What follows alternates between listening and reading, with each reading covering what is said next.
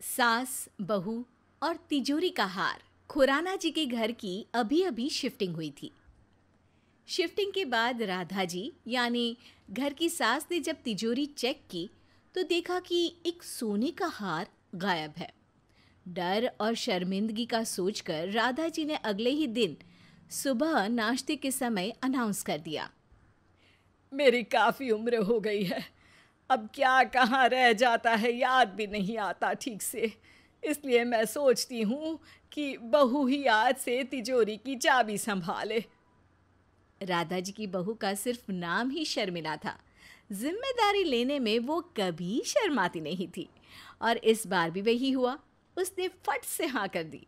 घर पर भी एक हल्की सी खुशी की लहर दौड़ आई, पर किसी को पता नहीं था कि इस खुशी की लहर के नीचे कितना बड़ा राज है। 2 हफ्ते सीधे सीधे निकल गए जब एक दिन खुराना जी के पुराने पड़ोसी उनके नए घर में उनसे मिलने आए। अरे राधा दीदी, आप तो घर बदलने के बाद हमें भूल ही गई। अरे नहीं नहीं, ऐसी बात नहीं है। घर में ही इतना काम रहता है कि कुछ और करने का मौका ही नहीं मिलता है। आप बताइए, आपका कैसा चल रहा है? अरे बस भाभी जी, हमारी बेटी श्रुति की शादी फिक्स हो गई है। आपको उसी का कार्ड देने आए थे। ओहो, बहुत बधाइयाँ आप दोनों को। राधा जी के चेहरे पर तो मुस्कुराहट थी, पर अंदर कुछ और ही चल रहा था।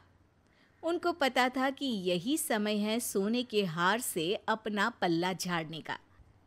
उस रात श्रुति की शादी का डिस्कशन डिनर टेबल पर चल ही रहा होता है जब राधा जी बोल उठती हैं।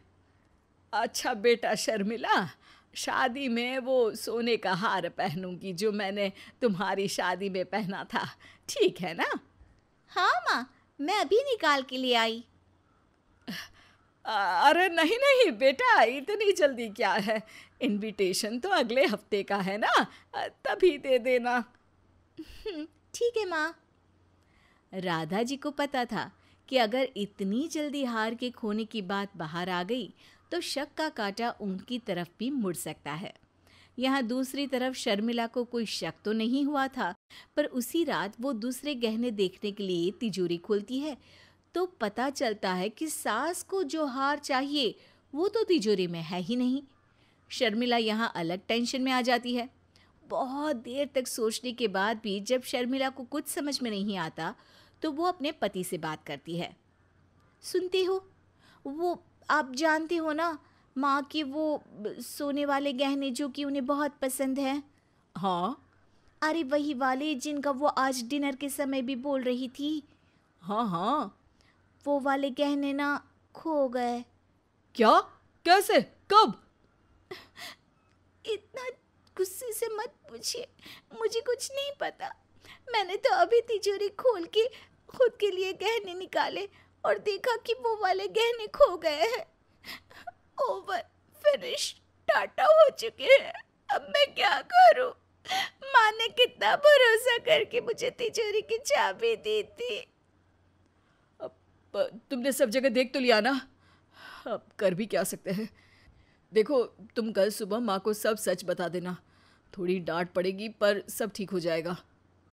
शर्मिला को रात भर नींद नहीं आती है और सुबह होते ही सबसे पहले वो नहा धो के अपनी सास के लिए चाय बनाकर उनके पास पहुंच जाती है। माँ जी, आपके लिए चाय। अरे बहू, इसकी क्या ज़रूरत थी? अभी अभी तो पी थी चाय। माँ, मुझे आपसे एक दूसरी बात भी करनी है। वो आपके वाले गहने ना मुझसे ना शायद खो गए हैं। मैंने हर जगह ढूंढे पर मुझे कहीं नहीं मिले